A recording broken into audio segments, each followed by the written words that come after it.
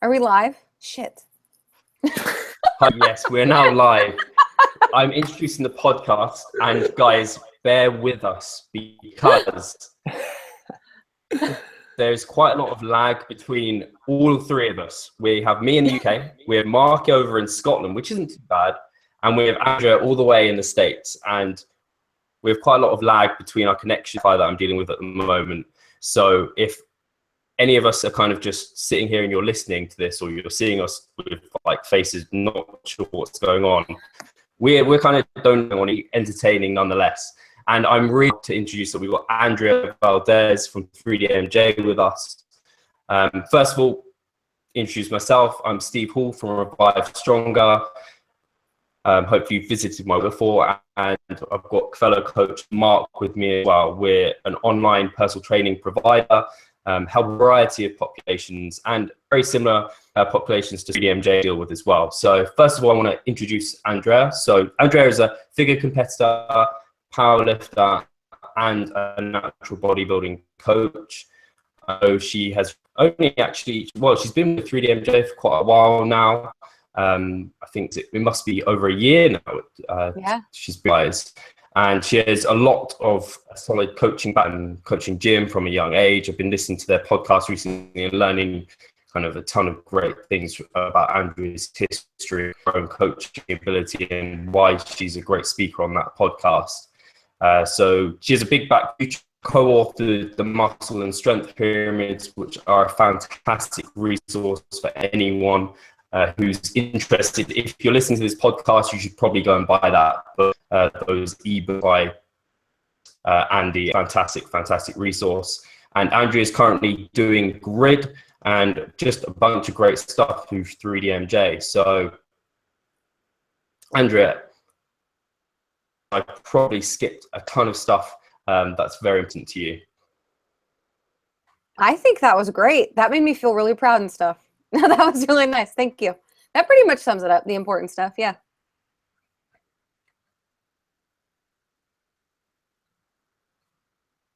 I also contacted years ago when we first talked to each other. I'd not been in the industry that long. I'd been doing a bit of YouTube, all of these things. And I came across Andrea through Matt on YouTube back in the day. And I was watching quite a lot of Andrea's stuff. And I contacted her to try and review my ebook that I wrote a long time ago, Get Big, Stay Lean. And she did more than I could have hoped and shared it and reviewed it. And I can't thank you enough, Andrea, because it's people like you in this industry that allow people who are up and coming to grow and help other people. And I feel like I can't thank you enough for that. So to be here talking to you today is amazing to me. And to have met you at the 3DMJ conference was fantastic as well. So I'm very, very happy to have you on the show and introduce the topic today. It's going to be related to that Shredded by Science conference where we talk of the physique, which is a really interesting subject that I don't think gets talked about probably as much as it should, but I think it is more and more, especially with the 3DMJ muscle, 3DMJ. And first of all, the topic, which is the importance of the coach and client relationship. I think known about more so that is to coaching. And I know Andy's really big on this, and I know 3DMJ are, because Eric even named this as his number one kind of coaching quality was that relationship, the soft skills. So if we initially talk about, Andrea, how kind of you have weekly updates with your bodybuilding clients, how do those skills do you use in those elements, and how do you build that coach and client relationship, even from maybe the beginning with your application form, with your initial maybe consultation that you have with them?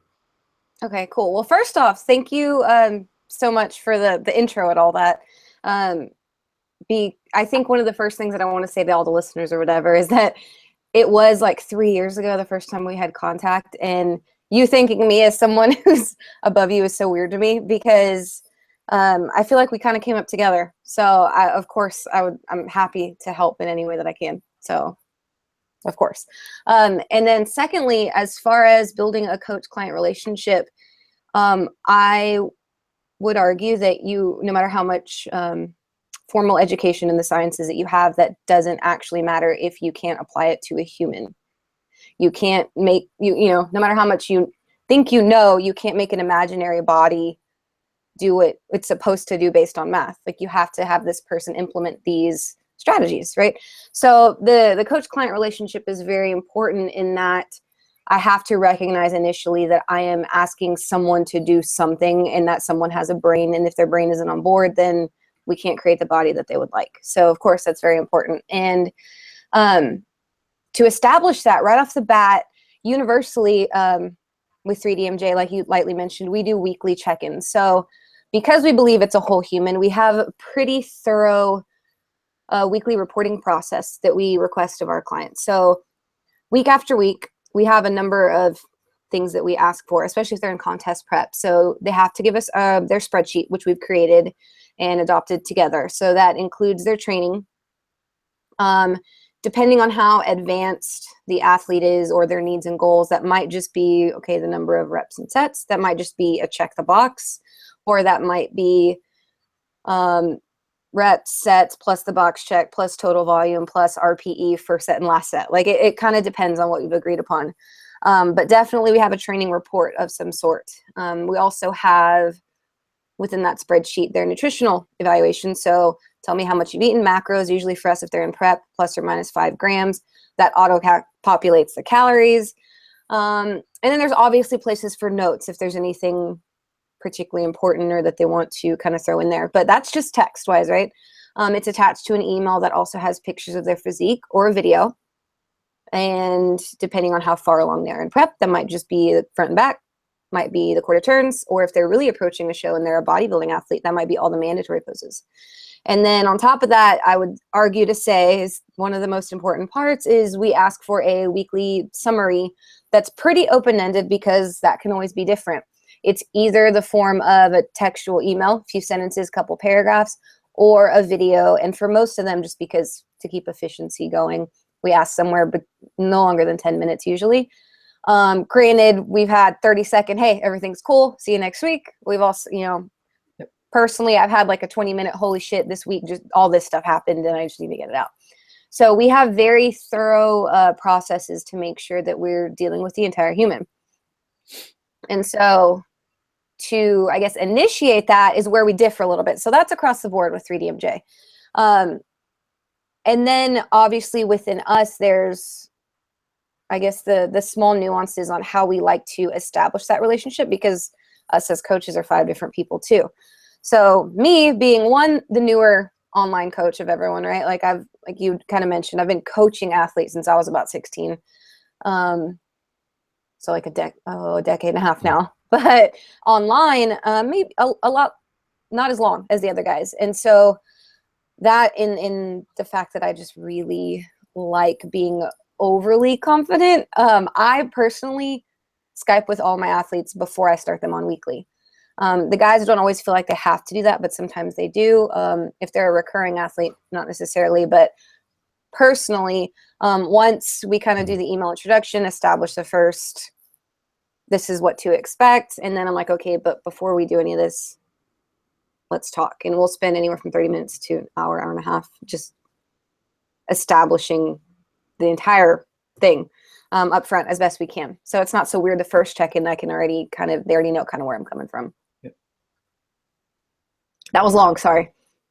That's really good, because I think that's really important to have for me personally, I'm very similar to yourself.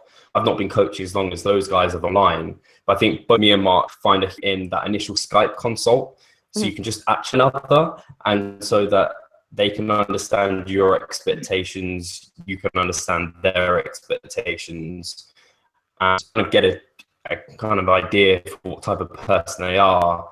And then I don't know if you're like this, Mark, but with our weekly video updates, I feel more comfortable really when they give me more information and share more things about themselves, rather than less, because otherwise I'm just okay. Sometimes I get people just being like, yeah, everything's fine, which is fine, but sometimes I like more. Yeah, definitely. Same here. It's weird when you kind of almost don't feel like you're coaching someone if all they're ever saying is everything's fine week on week. It's like 30 seconds check-in, good to go, no problems at all. Mm-hmm. Like, kind of need a little bit of feedback or information to then be able to coach. So you really need that. Right. And something I agree. Something that I also like to do too is if there are some people that just aren't as comfortable divulging all that. So even though a lot of people, I could just have that one big Skype call and then week to week's fine. There are some people where if I've had 5 or 6 weeks of like the real quick, you can tell they're still kind of shy. And I'm like, okay, well, we need another Skype call. Just for me, not even for them, just because I want to be able to in real time pull things out of them that I want. And that might be 10 minutes, might be 30 minutes, but I just need to know that I have what I need.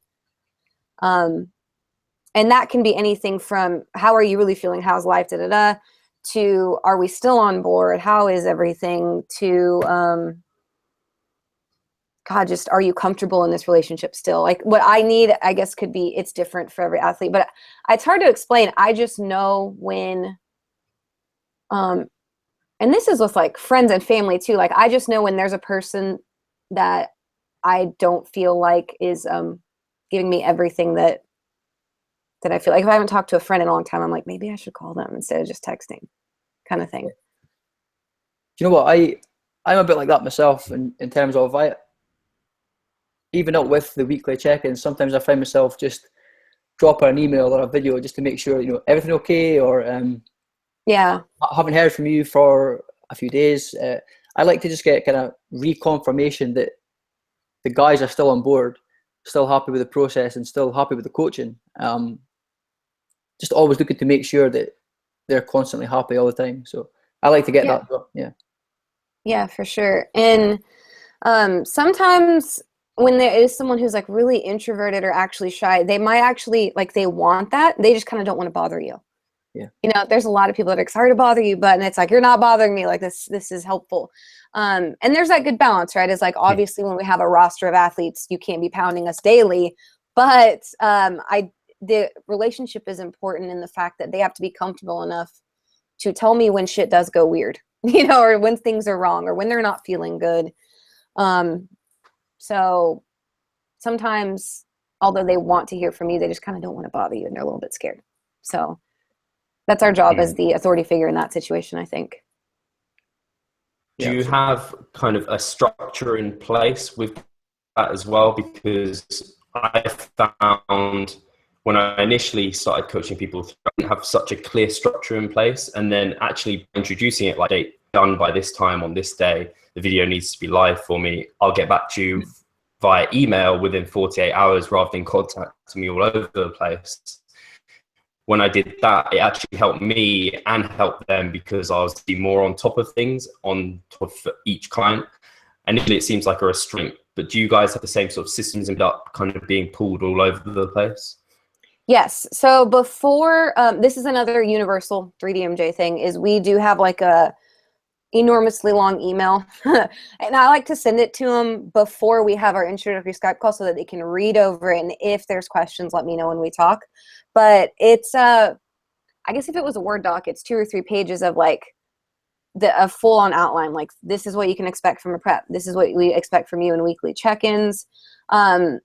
And even though it's a really long document that's kind of like, this is how 3D does things, throughout that, we've all kind of tweaked it on our own to say, like, mine is, like, I work at night. And so they know most of the time, like, I ask for check-ins at a certain time and they can hear from me about this certain time. They know the days that I work. They know what else would be, like, weird for them to know. But they're pretty clear on the processes. And they also kind of, even then when they first sign up, know like, okay, week of show, you do have extra access to me via either Facebook Messenger or text.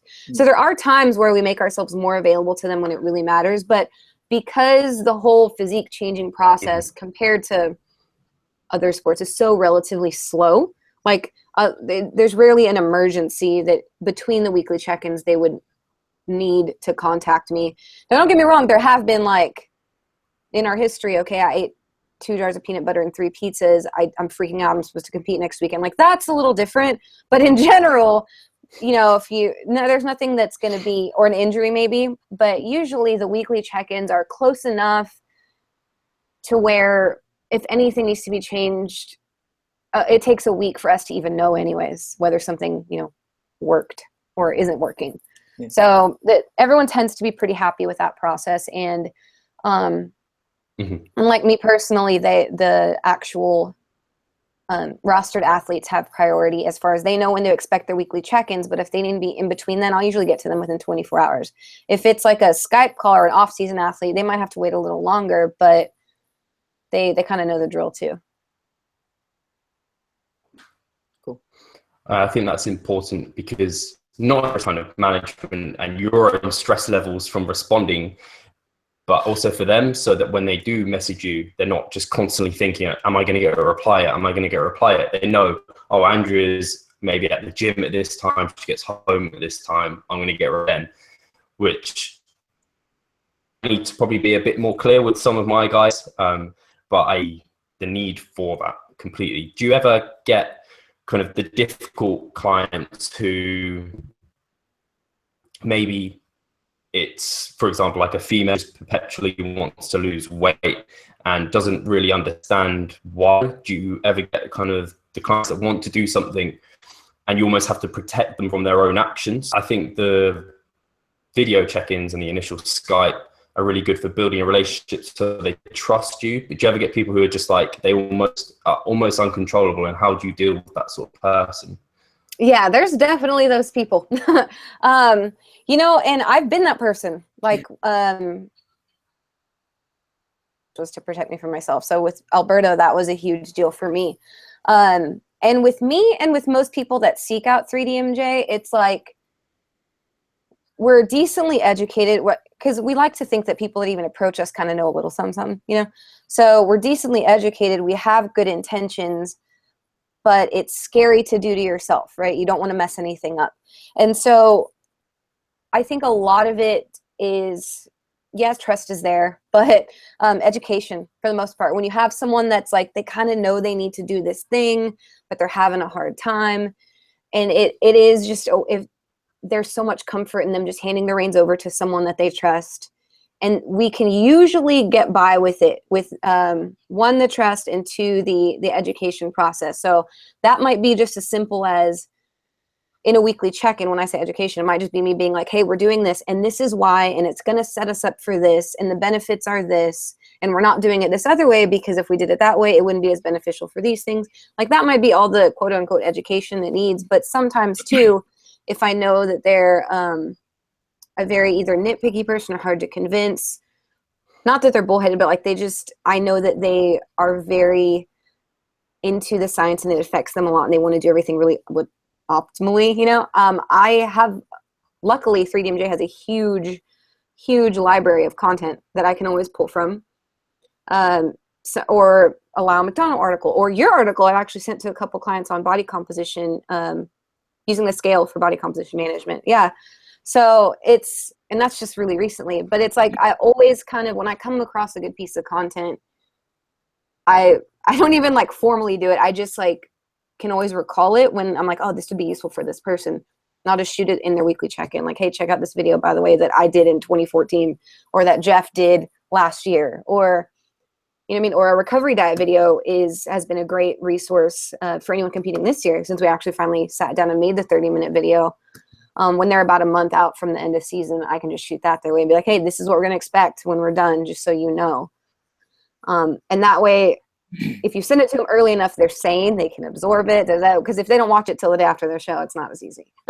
So timing is important, right, with managing expectations. But so education, I think, is the best way to deal with people who have some fears, right? Because they can't, if you give them enough resources, they can't really argue it. Granted, there's anomalies, but they usually are pretty good to go after that. Now, on the flip side of that, there are some people that aren't like kind of scared, but smart, like that are legit terrified. Like, you can tell this will emotionally crush this person, in which case that's kind of my call when I'm feeding off of them in their Skype or whatever. It's like, okay, this person has these issues. If they gained at a rate quicker than like a pound a month, they're going to kind of lose their shit. And so in that case, it's like we're looking at the career and longevity of a human, and that always comes first. So if they need time to settle into this, then maybe it's not the most optimal thing to have them gain so slowly, like as far as physically. They might get to their gaining phase quicker if I made them gain faster, but I kind of risk them quitting or saying this isn't for me, and maybe they go elsewhere or are left to their own devices and are forever in this like vicious cycle. So it's like if we do it slower and guided, and every week I can reassure them that we're going to keep it slow. I can reassure them, all right, in 1 week we can't do that much damage. If you gain more than a quarter pound this week, which they're probably not actually gaining, it's probably just if their scale shows that, then we can, you know, it might be something as easy like, all right, we can take away 10 grams of carbs, which again, grand scheme might not do much, but if it'll make them feel better, and if we're looking at the career, then that's where the priorities have to shift. And that's those skills that you just can't teach, right? And so that's why this is so important, is just because the science says this is the best way, the recovery diet is our now go-to. Some people can't handle that, and it'll leave them worse off. So we just kind of have to, and that's the beauty of knowing somebody, right? Knowing how they'll react to things. Yeah, it's actually one of that's sorry, Mark. Go ahead. Sorry, Steve. Yeah, it was one of the points that I'd like to bring up about managing client expectations. And so you said that right off the bat, there's this Word document that clients get to read through before they sign up, and they understand the process. They understand what to expect from you, what you should expect from the client. Mm-hmm.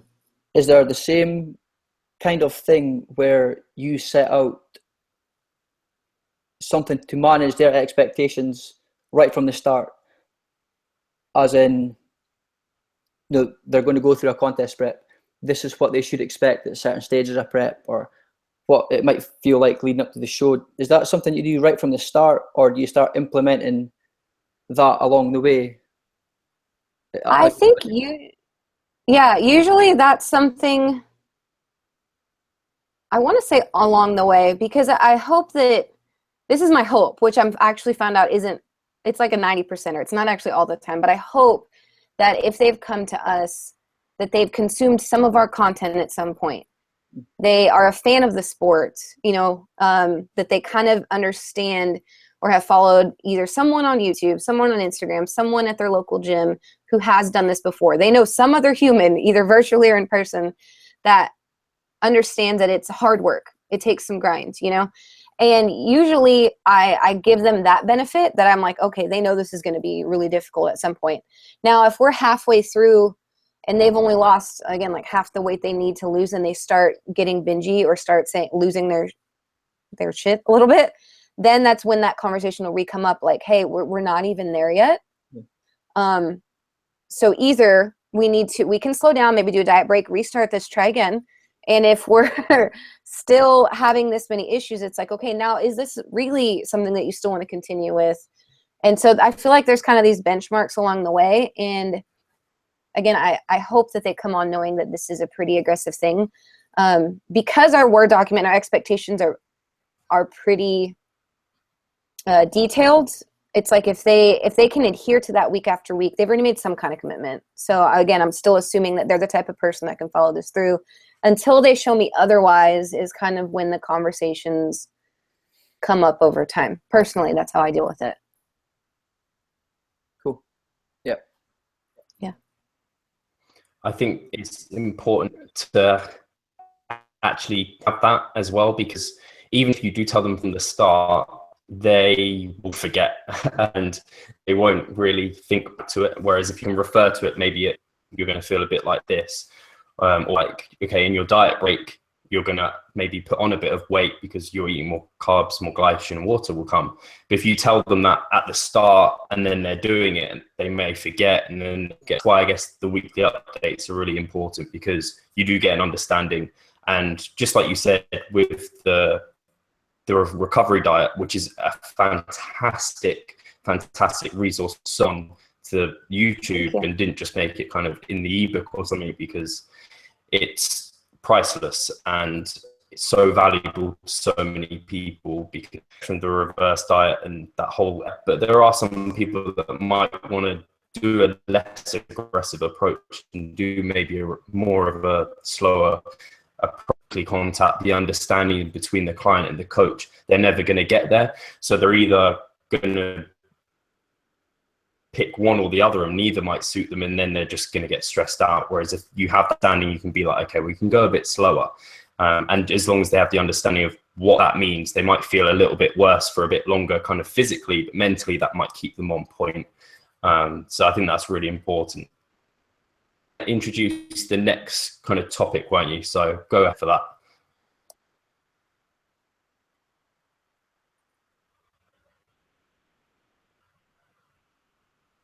Hello? Yep, we're here. It might have cut out. I was going to get you to introduce the next topic.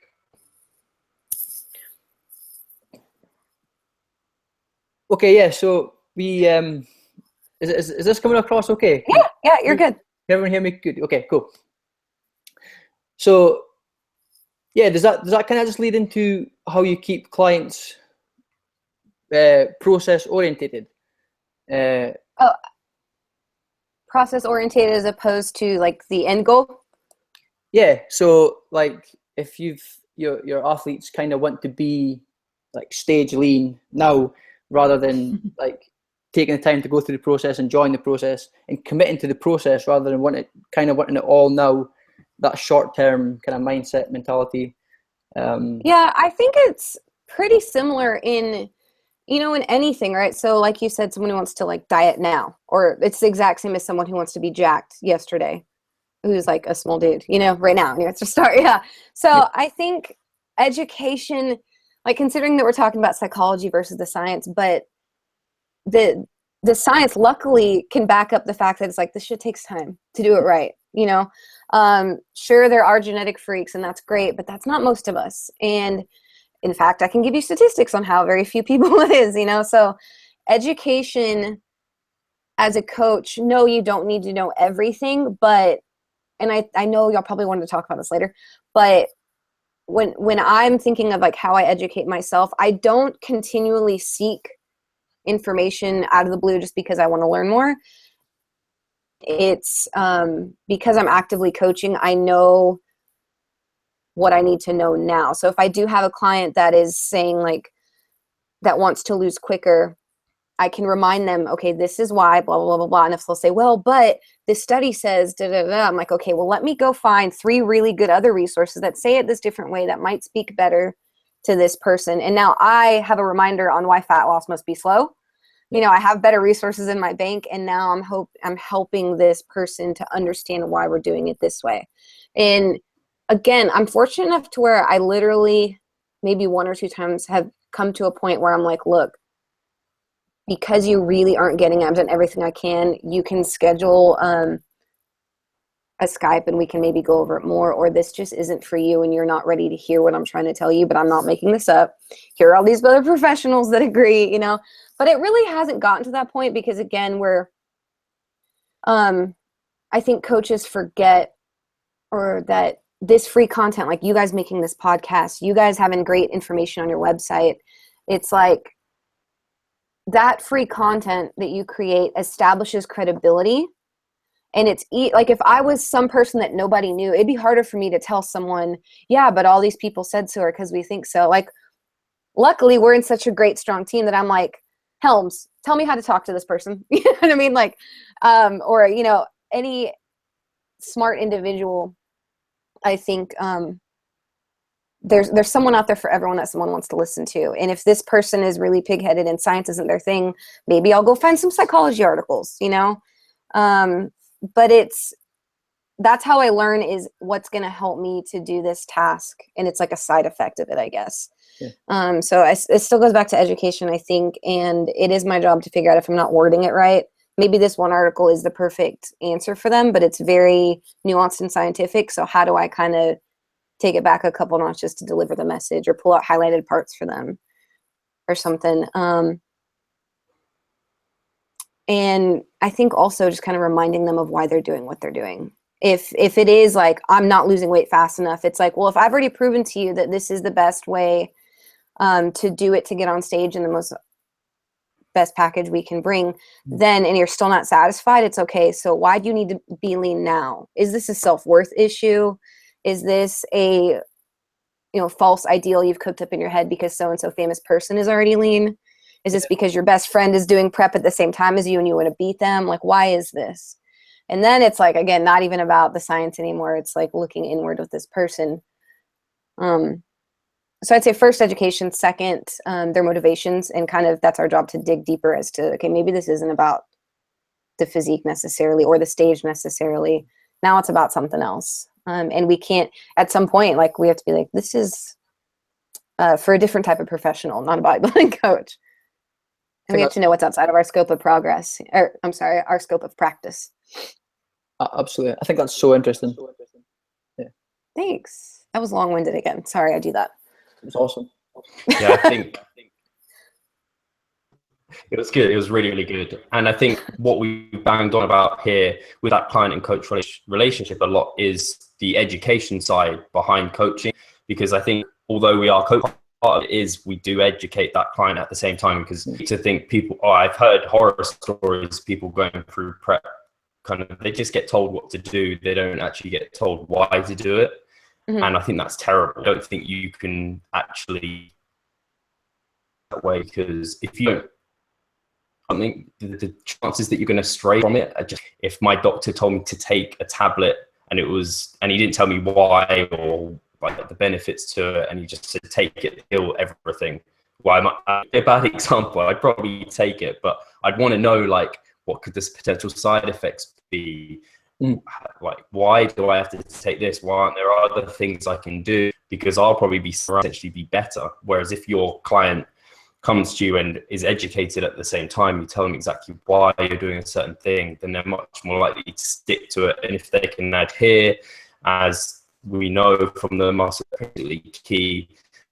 So yeah, I think that education part, and the fact that 3DMJ and yourself, Andrea, have always kind of not necessarily marketed yourself via content, but you do give out so much free content that people can get a great grounding, so that you haven't had to sell your services so much. You've not had, like, it's not selling, it's just selling your knowledge, which isn't. So if someone comes to you, they're not coming to you, and you don't have to sell yourself to them, come to you because they want you, which is really important, because then they trust what you're giving them. Right, absolutely. And you guys are doing a great job of that too. So yeah, I think people who are like, I want to coach, but I want to put myself out there and market. It's like, it's not just about you wanting to be famous or anything like that. It's about making you a better coach. And yeah, trust is important. And if I haven't proven to the marketplace that I'm someone trustworthy, then I have to do that extra work while I'm coaching someone week after week to be like, trust me, bro, for real, I know what I'm talking about. When it's like way easier to just have a body of work that shows it. Yeah. So do you, as kind of, we go on to the art of coaching, which is kind of where we've got to, because we've talked about, yes, there's great scientific methods, but we have those principles individualized on a person-to-person basis, which is kind of the art of coaching, because you understand one another. Obviously, we're flexible dieting, and I know 3DMJ have some great different kind of strategies, their flexible dieting approach, and people who differ between that, because I know I've got a lot of my clients track a lot of the year, and I don't even know if necessarily I should encourage them not to, because a lot of the time they almost seem more stressed to come off doing that approach. And then other people are like, I would just want to go intuitive eating like as soon as I finish the show. Do you have like to battle with that a little bit?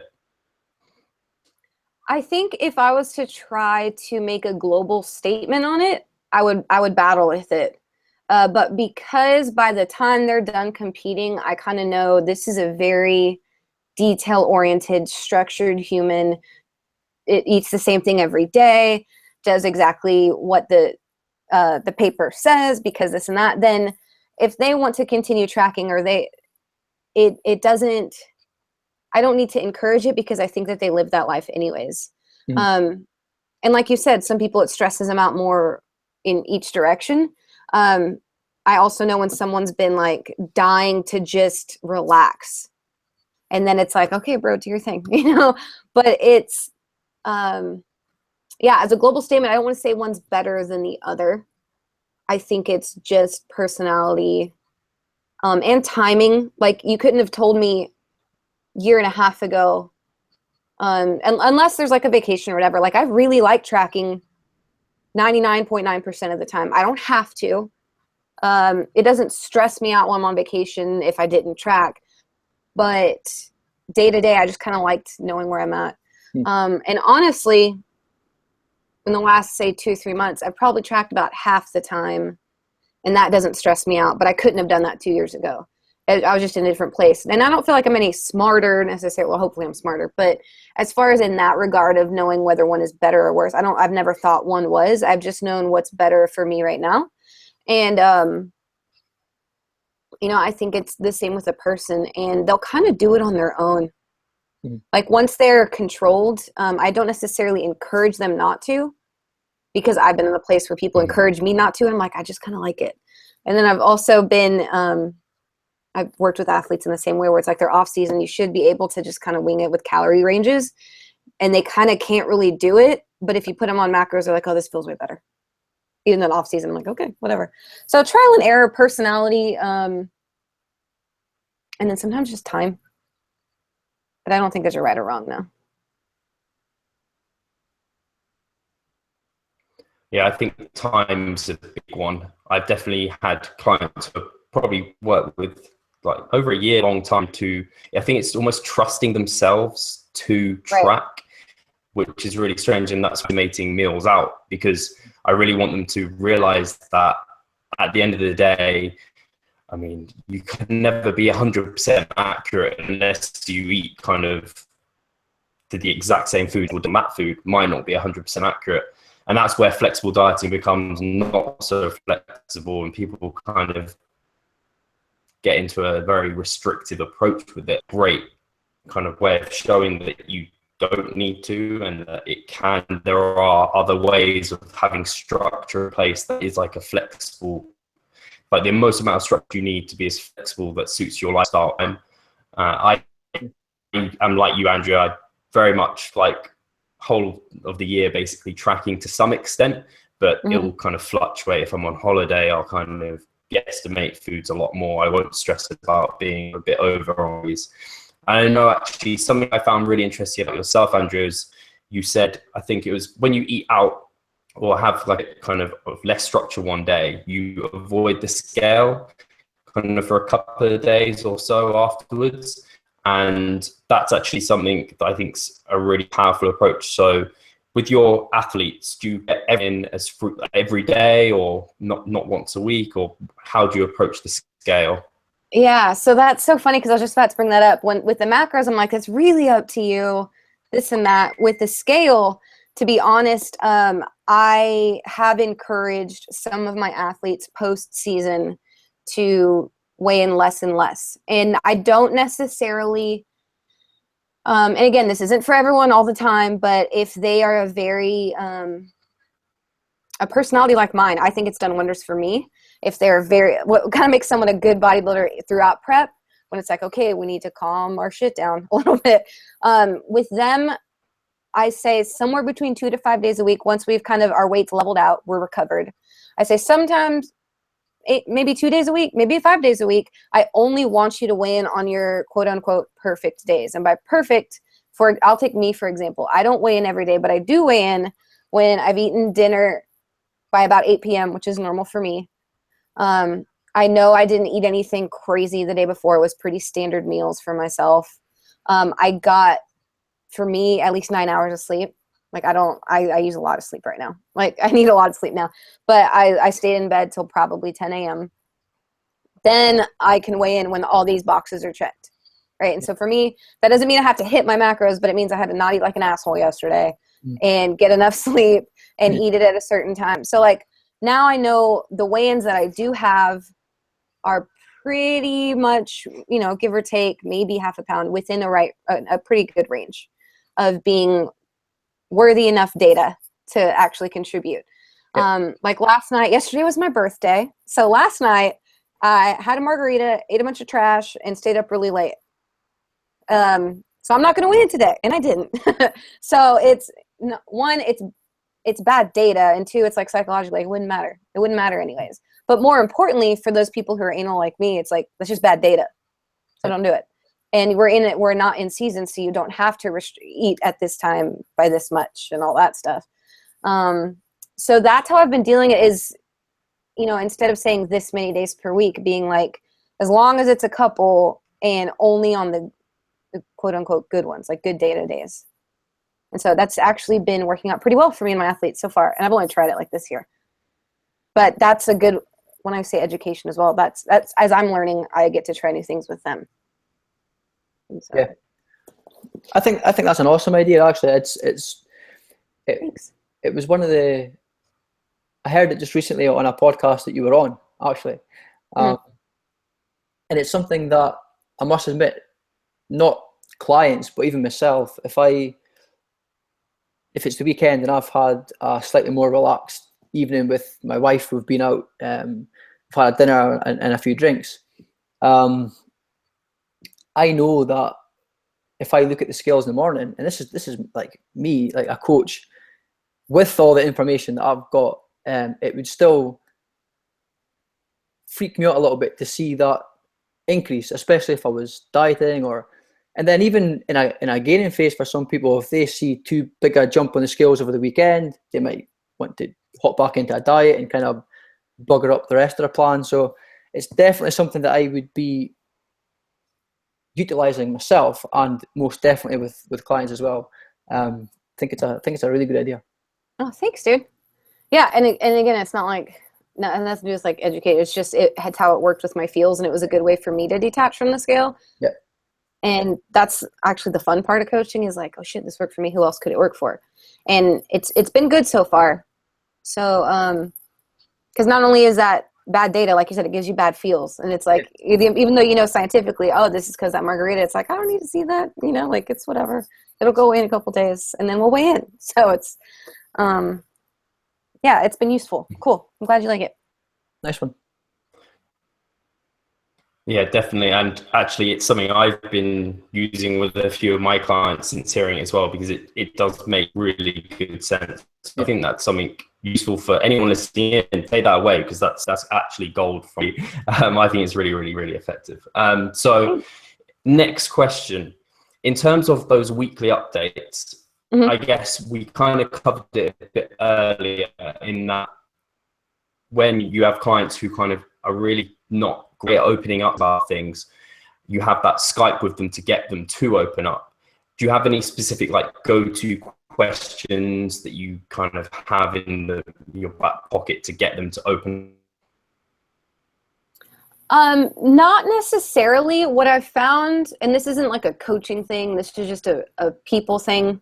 What I found to be quite useful is treating them like they're not my clients, but they're just my homies, So literally spending on purpose the first 5 to 10 minutes, just be like, hey, how's life? How are things going? How's work? How are the kids? Because usually people love talking about that. And that is a huge icebreaker and just straight up human comfortability.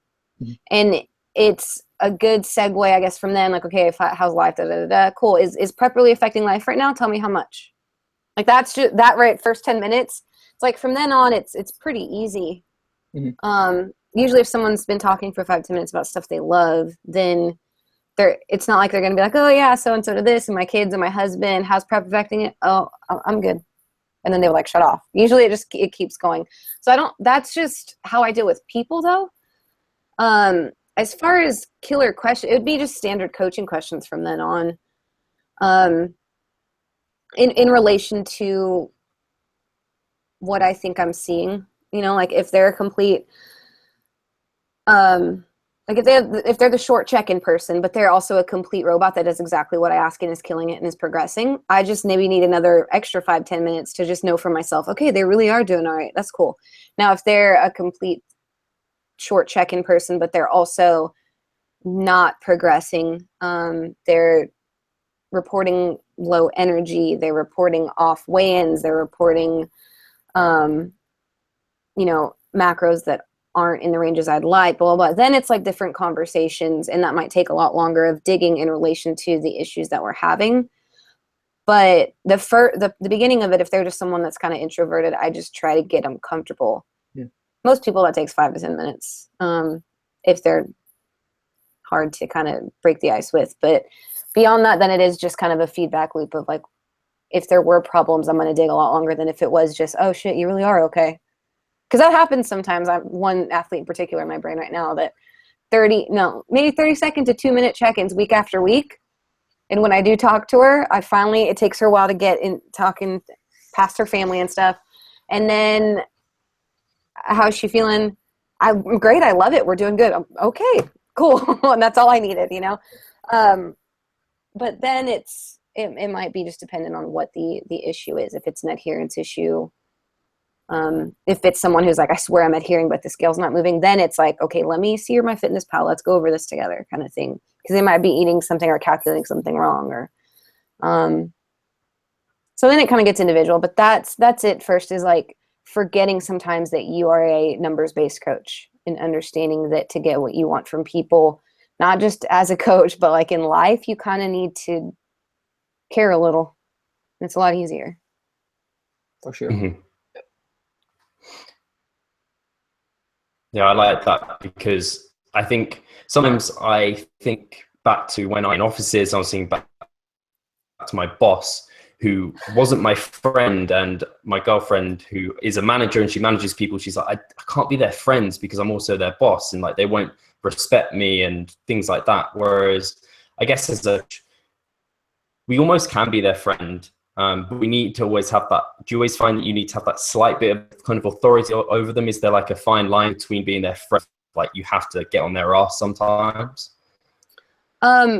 Personally, I don't feel that way because I'm working with adults. Now, when I was coaching gymnastics, and those are kids from like 10 to 18, that was a different story. Because I'm coaching adults, I really feel like I can genuinely be their friend. And if we have adherence issues, because they're adults, I can say like, look, this is my plan for you.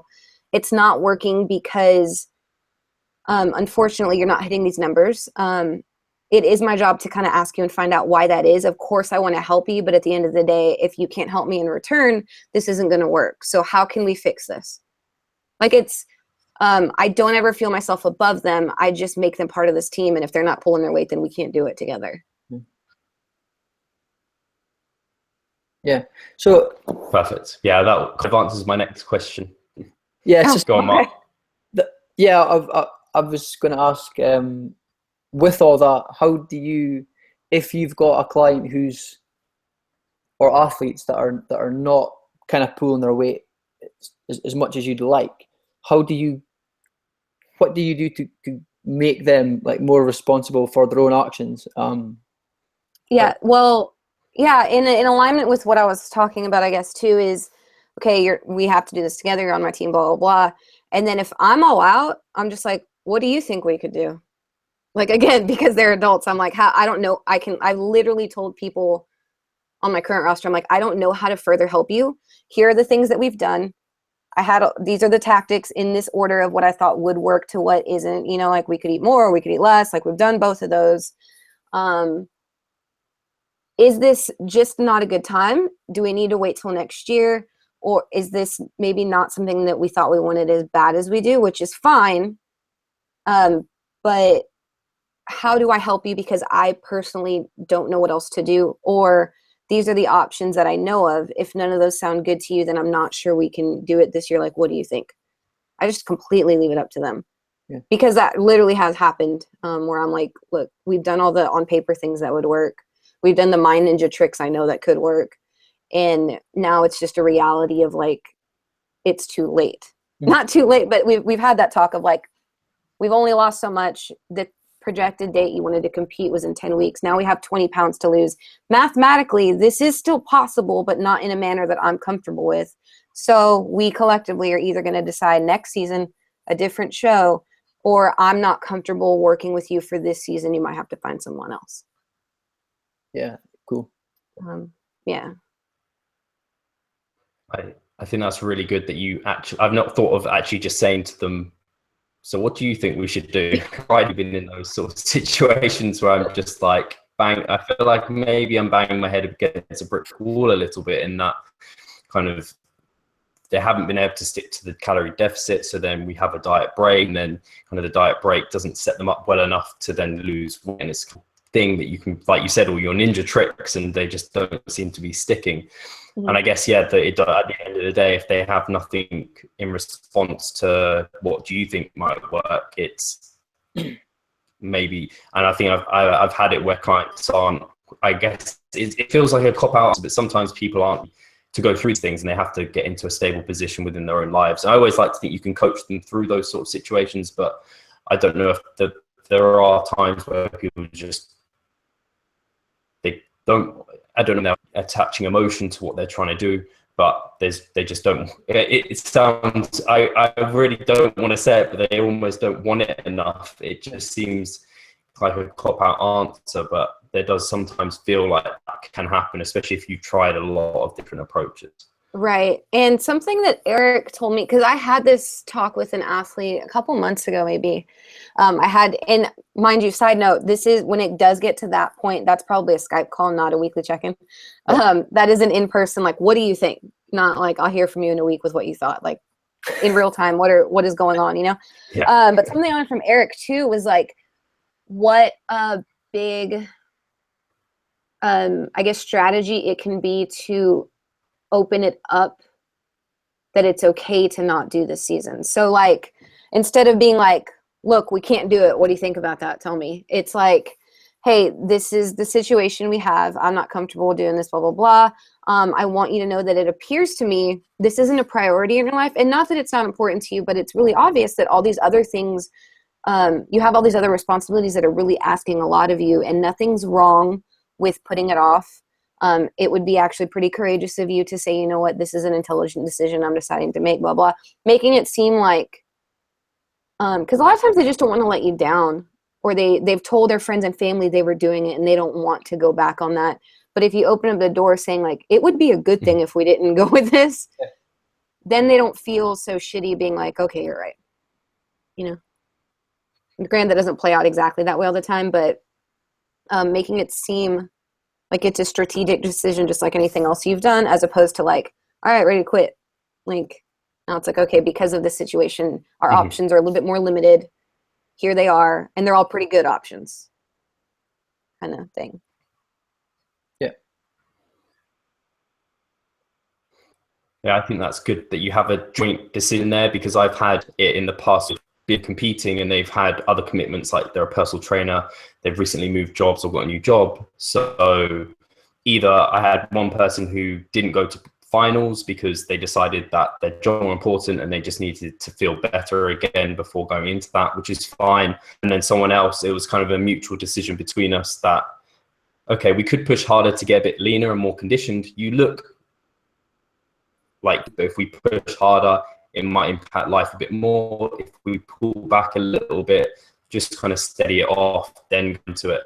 I've not had anyone not do the show, but that I can definitely take that decision. I think having someone like 3DMJ, a good coach who they respect you and respect your decision, and you're putting on the table that maybe now isn't the best time, and you explain it, and I know you guys definitely would, a year, they could do it the next year. It's not like the stage isn't going to be there. So I think that's really important for people to always keep that perspective. Yeah, for sure. And what's great about our sport, right, is that anytime that you're in a further surplus, like you're actually progressing, right? Like contest prep is a hindrance in your career, if you really think about it, right? If my goal is to get as big and jacked as possible, every time I prep, I'm actually taking a minor setback on purpose to go forward. So it's like, that's another good strategy I've used in like the way I say it is like, if you don't prep now, that's okay, because you're still making an investment for later. Yeah. It's not the opposite. Like, it's not like this is making you a worse bodybuilder. It's making you a better one to spend more time eating. So, and that also kind of helps ease the blow of like, all right, maybe this isn't the show for me.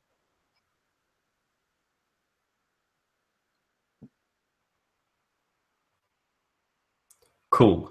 So if we go into the last topic, the cutter and dogmatic approaches, which I think we've kind of beat that almost to death with the amount of information that we've talked about, how the client and coach relationship is so important, and education behind it, and having mutual decisions, having regular feedback with another client.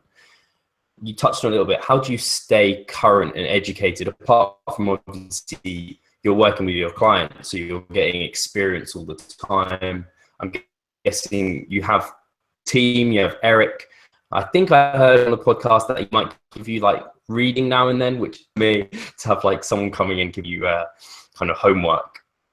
Yeah. So personally, because, and this is something that we've also said many, many times, is if you are very well versed in the basics of the science, relatively, right? Because there's not going to be any major shifts within 1 to 2 years of anything, right? So as long as you're familiar with the basics of your era, in which for us, not to toot our horns or to make a sales thing, but I'm obviously pretty familiar with the muscle and strength pyramid, which is a pretty overall broad approach, right? So because I get that, I actually don't spend any free time researching personally. Now, the way that I personally do, I guess, keep current or I do follow a lot of my friends in the industry, and by follow on social media and the interwebs or whatever. And because of that, I think it's pretty easy when it's not very often that I'll scroll through my feed and see something interesting to me. But if I do, I kind of dive into it. Like I was just referring to that article that you did. I'm glad you emailed me about it because it was really useful. But I'd say once a month there's something like that. I add a new article to my brain, but just because it's said in a great way or presented really well, things like that. But most of my ongoing education is in real time with my athletes, and which I love the weekly check-ins, because I do have that period of time where I've absorbed their report, and before I craft mine, sometimes there are things that I need to brush up on, or maybe I know my canned answer, but this person is kind of, because I know they like the science and the data, I'll go look for some more for them. Stuff like that. So it's my own education as far as tailored to that person, but it's making me better. And then, like you had mentioned, the third, I guess, tier to that would be the other coaches that I work with. So we do talk as a team once a week. Usually that's pretty much just about business and personal stuff. But if I ever have a question or something's bothering me, that's the time I bring it up, so we can all collectively kind of get a good base on how do the 5 of us feel about it? What have you worked? What are other strategies? Blah, blah, blah. And then, like you'd mentioned, Eric is considered our R&D person, our research and development, right? Because he is not just a coach, not that we're all just coaches, but he also is pursuing a PhD in all this stuff, and he has multiple degrees in it, and he is still continuing to publish scientific articles. And so because this is very important for him to stay relevant on, when he finds something that is applicable to the team, or, hey guys, this is something we should actually probably pay attention to, it's up and coming, blah, blah, blah. Or, hey, everyone's making a big fuss about this shit. Here's an article and a few of them just to prove it doesn't really matter. We don't need to worry about it right now. But so that is his job to do that for us. And so that we probably talk about every couple weeks, something that he's finding, or he'll send us an article, like I said, something like that. But for the most part, mine's pretty organic, unless I get an Eric assignment. What I'm on to have on the team. Yeah. I was just going to say that's actually quite refreshing to hear, because for myself personally, I know Mark struggles with this as well. To set aside to do further properties takes a lot of time, and often it's not to any benefit necessarily. You said a lot of things are confirming the things that we already know to be true, or it's something Eric's pointing out to you that isn't all that. It's not the big next thing, I don't know, coconut oil or something like that. I think a lot, for a while, and you stay up with the really who know their stuff and have published a lot, and you've read those, then you get a feel for what is and what isn't necessarily up and coming. And for myself, yeah, I'm like you, I have my weekly updates. Sometimes my clients challenge me with questions. If I don't know the answer fully enough at that time, I delve into it again. And that kind of is that continual education. And obviously going to your seminar, other seminars, those are really, really helpful for networking and also just keeping current. Interested to hear, has Eric sent you anything recently that is kind of new that you should pay attention to? Actually, what's been going on the last 10 weeks? No, more than that. The last few weeks, well, you know this because you're an SBS guy.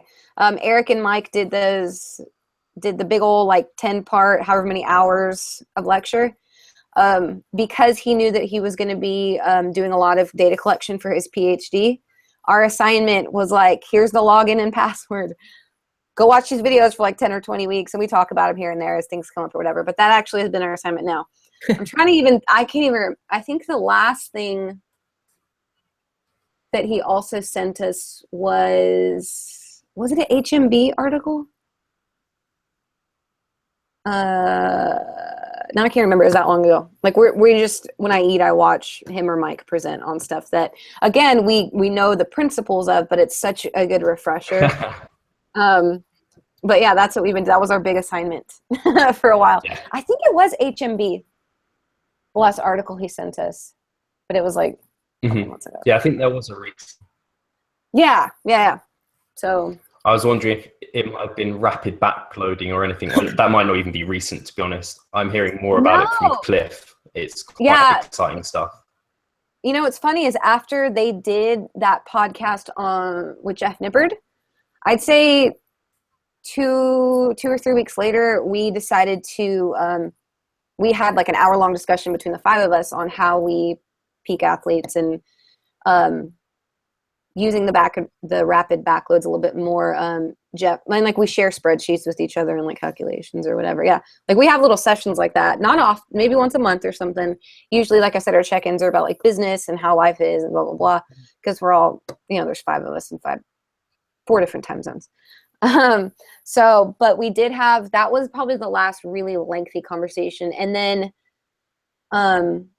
another one that we had a while back was I asked a few of the guys that could to stay late on our call because I wanted to talk more about powerlifting programming, because I have me and Jeff of the 5 coaches only do physique athletes, but I had one of my physique athletes that wanted to stay with me, but convert into powerlifting for a little bit. And I wanted to kind of get the guys feeling that, even though I've powerlifted before, I haven't coached someone to the platform yet until this guy actually in December. But so that was one of the things that we stay late to kind of mastermind about, I guess, and talk about. That's what's really cool about being part of a team and having that relationship, and it's really cool that you guys do that because you guys coach the way you coach and get the information out, and Eric giving you all these homework, it eventually filters down to likes of me and Steve who try and coach people. So we got all this information too. And I know that is one thing that we like to do as well, is just try and, we have catch-ups where we bounce ideas off each other. And I think it's super cool being part of that team network thing. Sometimes just to have your buddy say like, yeah, that's a good idea. Or no, Mark, no, I wouldn't do that, or which is probably most of the time. Yeah. It's for sure. Yeah. One of the times, and what's funny is I was just telling y'all about how I had to have that big talk with one of my athletes when I was like, hey, I don't think this is it. This was a couple months ago, but it was like a Friday night. So it was Saturday for Eric. And I just like put in our Slack group. I was like, okay, I need to have this big talk with an athlete tonight. Who can get on a phone call with me to talk me through like the first time I might have to fire somebody kind of thing. Yeah. And so it was just like, and it was really just like, okay, yeah, that's the right thing. We got your back. Yeah, totally. You're in charge. Blah, blah, blah. And I think one thing I might have said this on one of our podcasts, but that's important is, although I did Gen Pop coaching on my own, a lot of times, but I never wanted to do competitive bodybuilding coaching until I was on with 3D, even though I was probably like smart enough, because I didn't have the confidence of the people of like the talks that I just told you I've had with them. Yeah. Like, because I do hold it very sacred in my heart, and like I know it's important and it can be really bad. And so it took me getting on a team of people that I wholeheartedly trust to support me was the only way that I could dip into coaching. So I get that it's scary to coach like prep athletes. Mm-hmm. For sure. I super don't feel scared now, but I wouldn't do it on my own, even though I was asked to a few times, due to, you know, my YouTube channel and blog or whatever. Like I had a decent following and I did have people ask me to prep them, and I never did until I was under the 3D umbrella. And you guys have each other. So I think, you know, that's, I commend people that are willing to do that on their own. And I think that's awesome. Yeah. Cool. Yeah, I definitely feel that having only brought the last, it's been now, but I forever have been craving someone to work with, because I've always looked up to 3DMJ, and I base all of our coaching practices, you're kind of, to me, kind of top tier. That's to look up to who we want to aspire to be, our 3DMJ, and kind of the way you do this, just, it's fantastic. I wanted someone else on the team, and I needed someone I could bounce ideas off, trust, and just sometimes there's just questions you want to pass by that you kind of feel a bit, maybe they're stupid, or you're not sure if you're understanding something correctly, and you just need that person or that group of people who you can just say anything to, and they're kind of like those guys like your brother, you're just able to talk. Yeah, for sure. That's really nice. Again, until I was on 3D, I still think like, yeah, like they're my idols. So I think that's awesome. So thank you for that. But yeah, I think it's definitely really useful to find someone who's like-minded that you trust. Yeah. And to be honest, there was no one else I trusted. Not that I ever even tried, but it was just like, if I'm going to do this, oh shoot, now I have their support. Okay. Yeah, this is nothing. I can totally do this. It just like gave me that boost. So yeah, for sure. I understand completely. Great. And on a related note, actually, kind of the last question before we close off. Okay. You trust in this industry that's so kind of a bit messy, so many people out there, and I assume it's now broadened past 3DMJ and those guys. There's kind of a few other people who you do keep an eye on, see if they release anything. Honestly, there's so few. Okay, so the guys I work with, Lyle McDonald, always have since like way before I was nerding out. Back in the day, all of Lane's articles on bodybuilding.com that I keep up with now. Andy, our co-author, writes great stuff, especially for Gen Pop. And he does some things I like hearing, learning about how he uses body measurements and stuff as really good data for him and his clients. So I don't think there's anyone in particular besides us that I like 100% am on board with everything they say, but there are definitely people who I look to for certain things, I guess, for very straightforward, little bit of angry black and white stuff. Lyle's always just been like so great to me. Yeah. And yeah, because you know what I mean? Like I just need to hear it that way sometimes. There's never going to be any fluff to it. More importantly, I don't check any really large multi-author blogs. I don't listen to any of that shit. Not that there's probably some great articles in there, but there's so much bad shit or biased shit, or it doesn't apply to the specific population. So there's not a whole lot of like straight bodybuilding content. Like Brad Schoenfeld obviously is great. But more than anything, unless Eric gives it to me, I really don't look for it. I don't know if that's a good answer or not, but I don't follow any one person like really wholeheartedly. There's a lot very lightly. Definitely. I'm actually glad you said that, because I think it's hard when sorry, Steve. Go on, Mark. Yeah, I'm glad in a way. like Steve said before, it's refreshing, because I think I like to think I'm a little bit the same in terms of I don't really follow one person like to the letter. Like everything that they say is kind of gold dust to me. It's like I've got a lot of people that I keep up. 3DMJ being the exception, obviously. But yeah, with that, I think it could even be quite a dangerous thing if you are following someone, like one individual, for whatever reason, like blindly, whatever they say. So yeah, I think, but yeah, that's kind of what I wanted to say about that. Yeah, I think then you can mold your practices, take the bits from each, apply to your clients and your population. And again, we get back to, don't have that dogmatic black and white approach, because you'll read something Lyle might say and it might not apply perfectly to the person you're trying to help. You might read something from someone else and that does help. So you've got that small group of people that you do follow and trust, because I think a lot of people can get, and I find myself, even on social media, you see something come out and you're like, oh, I want to read about that. That kind of contradicts what I really, really know and have used and works. Frustrating, and it's almost better not to know about it, which might seem like ignorance is bliss, but sometimes it just is maybe better if what you've been working has actually been working.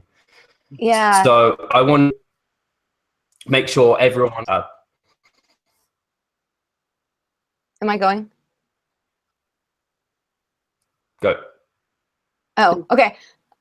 I was gonna say something else. No, that I'm not completely patronizing people when I'm like, oh, I follow like a few people that and when I said like they're my heroes, like the 3D guys, literally I try to watch everything that my other 4 coaches do, because even if there are these other smart people, a lot of them that are writing these articles actually aren't natural bodybuilding coaches.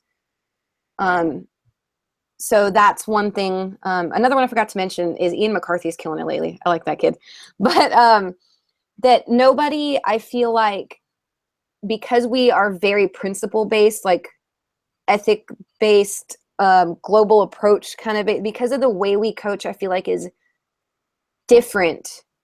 It's very rare that an article wholeheartedly applies to the way we deal with athletes. It's very, or another person's video or whatever. There might be in a 20-minute video 2 or 3 key pieces, but when I watch my guys, I know that it very directly is going to help me. And honestly, I don't have time to research all day.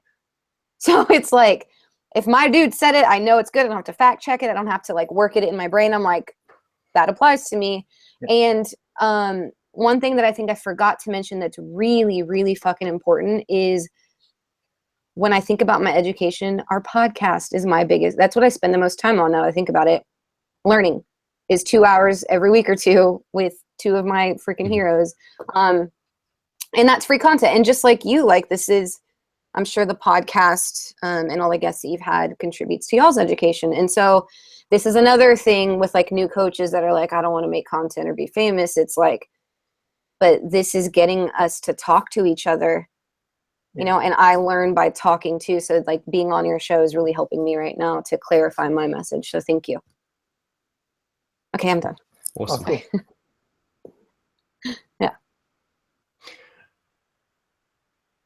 The podcasts are amazing, and when I started, I didn't think of it as a tool to learn, but even me and Mark just sit down and talk shop about a topic, and like you do in 3DMJ, you pick apart things, you maybe think about things that you haven't thought about for ages, and you're like, oh, I do need to know that, or I've spoken to discuss it in a different way. So yeah, the podcasts are really good, and there's so many podcasts out there now which just easy to listen to, and you can pick and choose who you want to listen to as well. So I want to make sure before we close that people know how they can contact you.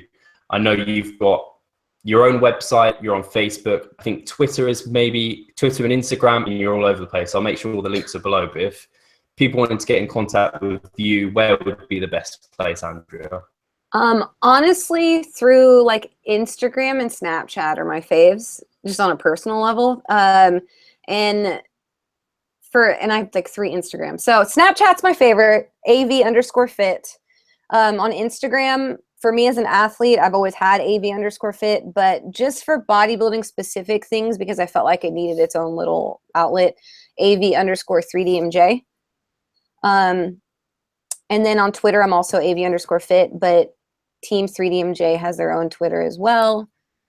And yeah, 3dmusclejourney.com. My site's getting redone, so we'll talk about that later. But for now, those are the places, I guess. But yeah.